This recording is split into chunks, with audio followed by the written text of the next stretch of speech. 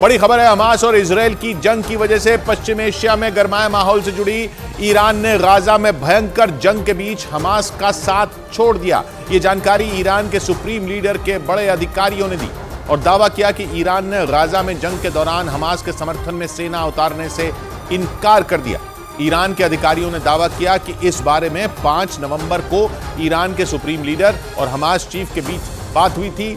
जिसमें ईरान ने 2 टूक बोल दिया था कि हमास इस जंग में ईरान को न घसीटे, क्योंकि उसने 7 अक्टूबर को हुए हमले के बारे में ईरान को नहीं बताया था और इसीलिए ईरान गाजा में चल रही जंग में अपनी सेना नहीं भेजेगा। हालांकि ईरान ने हमास को राजनीतिक और नैतिक समर्थन देने का वादा किया, लेकिन जंग में अपनी सेना भेजने से इनकार कर दिया। यह दावा ईरान के सुप्रीम लीडर के बड़े अधिकारियों ने किया, जिसका मतलब यह हुआ कि ईरान ने ऐन वक्त पर हमास का साथ छोड़ दिया, क्योंकि इजराइल की सेना ने उत्तरी गाजा में हमास के पांव उखाड़ने का दावा किया। उसने हमास के कमांड सेंटर तक पर कब्जा कर लिया। हमास की संसद तक में इजराइल का झंडा फहरा दिया गया। यानी उत्तरी गाजा में धीरे धीरे हमास कमजोर पड़ने लगा और ऐसे वक्त में उसे ईरान की मदद की जरूरत थी। लेकिन ईरान ने ऐन वक्त पर हमास को धोखा दे दिया, क्योंकि ईरान के supreme leader Ayatollah Ali Khamenei के बड़े अधिकारियों ने दावा किया कि ईरान ने गाजा में अपनी सेना भेजने से इनकार कर दिया। उनके मुताबिक हमास चीफ इस्माइल हानिया और खामनेई की 5 नवंबर को मुलाकात हुई थी, जिसमें खामनेई ने हानिया से 2 टूक बोल दिया था कि वो ईरान को इस जंग में न घसीटें और वो इस जंग में ईरान की सेना नहीं भेजेंगे। जबकि इस मुलाकात के बाद हमास को ईरान से और हथियार मिलने की उम्मीद थी, लेकिन ईरान के ऐन वक्त पर मुकरने से हमास की मुश्किल बढ़ गई, क्योंकि ईरान 7 अक्टूबर के बाद से लगातार इजराइल के खिलाफ हमले बोल रहा। यही नहीं, ईरान उसके खिलाफ बोल रहा है, यही नहीं, उसने इजराइल के खिलाफ जंग के कई मोर्चे खुलने की धमकी भी दी थी।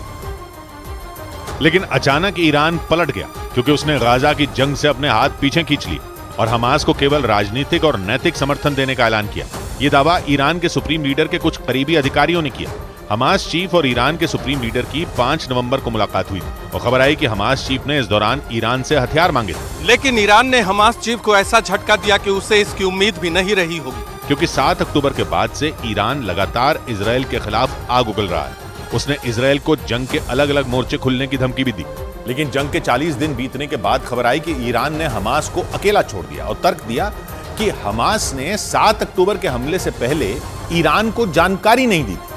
ईरान के अधिकारियों का यह दावा चौंकाने वाला था, क्योंकि ईरान ने 7 अक्टूबर के बाद लगातार इजराइल को निशाने पर लिया। लेकिन अब वो कह रहा है कि उसे हमास के इजराइल पर 7 अक्टूबर को किए गए हमले के बारे में पता ही नहीं था और इसीलिए हमास उसे जंग में न घसीटे। कम से कम ईरान के कुछ बड़े अधिकारियों ने तो यही दावा किया। ईरान के अधिकारियों के मुताबिक खामनेई ने हमास चीफ से साफ साफ कहा कि हमास ने 7 अक्टूबर के हमले के बारे में ईरान को कुछ नहीं बताया था, इसलिए ईरान उसकी तरफ से इस जंग का हिस्सा नहीं बनेगा। जिसका मतलब यह हुआ कि ईरान ने साफ कर दिया कि वो इजराइल से सीधी जंग नहीं लड़ेगा। जबकि इससे पहले उसने मुस्लिम देशों से इजराइल का बहिष्कार करने की अपील की थी। यही नहीं, इजराइल ने दावा किया कि 7 अक्टूबर से पहले ईरान हमास के लड़ाकों को हथियार बनाने की ट्रेनिंग देना चाहता था और उसके पास इसके सबूत भी हैं।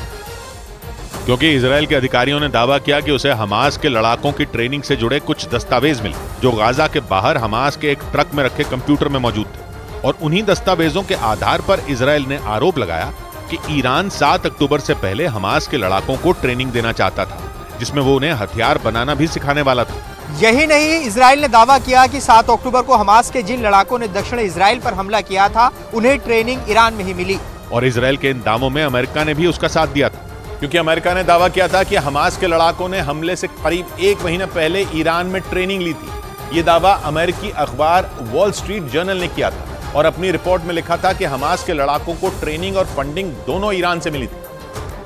क्योंकि अमेरिकी अखबार वॉल स्ट्रीट जर्नल ने दावा किया था कि हमास के लड़ाकों ने हमले से करीब 1 महीने पहले सितंबर में ईरान में ट्रेनिंग ली थी, जिनकी संख्या 500 थी और इन 500 लड़ाकों को हमास से ट्रेनिंग और फंडिंग दोनों मिली थी। लेकिन जंग के 40 दिन बाद ईरान से जुड़ा ऐसा दावा सामने आया जिसने पूरी कहानी ही पलट दी, क्योंकि नए दावे के मुताबिक ईरान को 7 अक्टूबर के हमले के बारे में पता ही नहीं था और अब तो वो हमास की तरफ से जंग लड़ने से भी इनकार कर रहा है, जो गाजा में चल रही भयंकर जंग के बीच हमास के लिए तगड़ा झटका है। और माना जा रहा है कि ईरान ने अमेरिका के दबाव में ऐसा किया, क्योंकि अमेरिका ने ईरान के पास ओमान की खाड़ी में अपना खतरनाक जंगी जहाज तैनात कर दिया, जो ईरान के पूर्वी और मध्य हिस्से में हाहाकार मचा सकता है।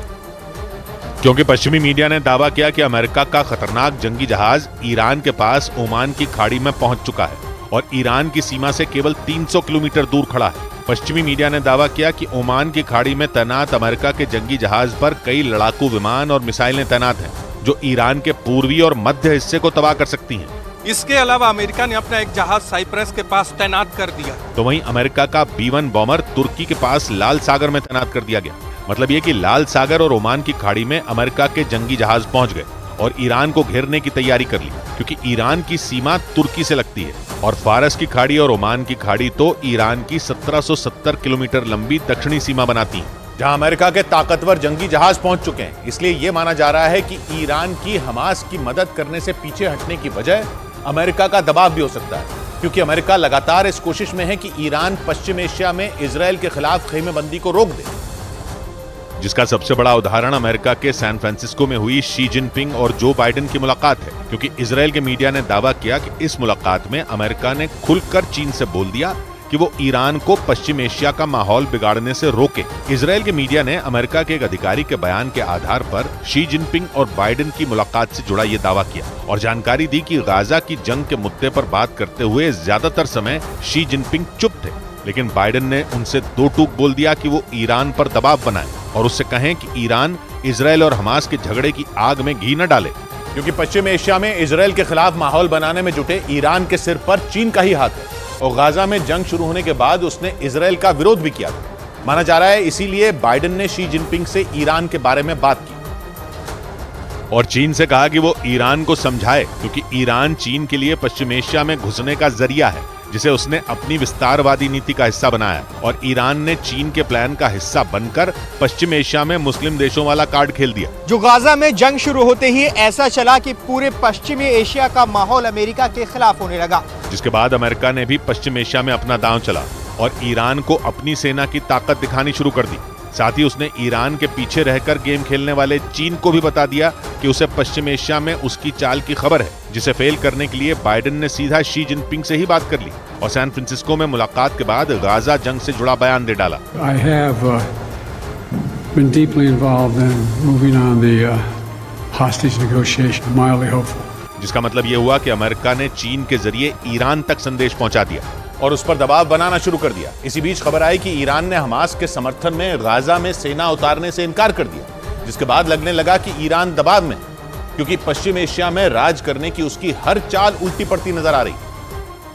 क्योंकि सऊदी अरब में हुए मुस्लिम देशों के सम्मेलन में कई मुस्लिम देश ईरान के प्रस्ताव के खिलाफ खड़े हो गए और उन्होंने ईरान का इजरायल के बहिष्कार का प्रस्ताव नहीं माना। ये दावा इजरायल के मीडिया ने किया और बताया कि ईरान का प्रस्ताव ठुकराने वाले देशों में अरब देश भी शामिल हैं, क्योंकि उसे चिंता है कि इजरायल और हमास की जंग की आड़ में ईरान पश्चिम एशिया में मुस्लिम देशों का नेता बन जाएगा, जिससे सऊदी अरब और संयुक्त अरब अमीरात जैसे मुस्लिम देशों का बैठे बिठाए नुकसान हो जाएगा। क्योंकि भले ही इन देशों के बीच की अनबन गाजा की जंग की वजह से कुछ कम हो गई हो, लेकिन वो इजरायल से सारे रिश्ते नहीं तोड़ना चाहते,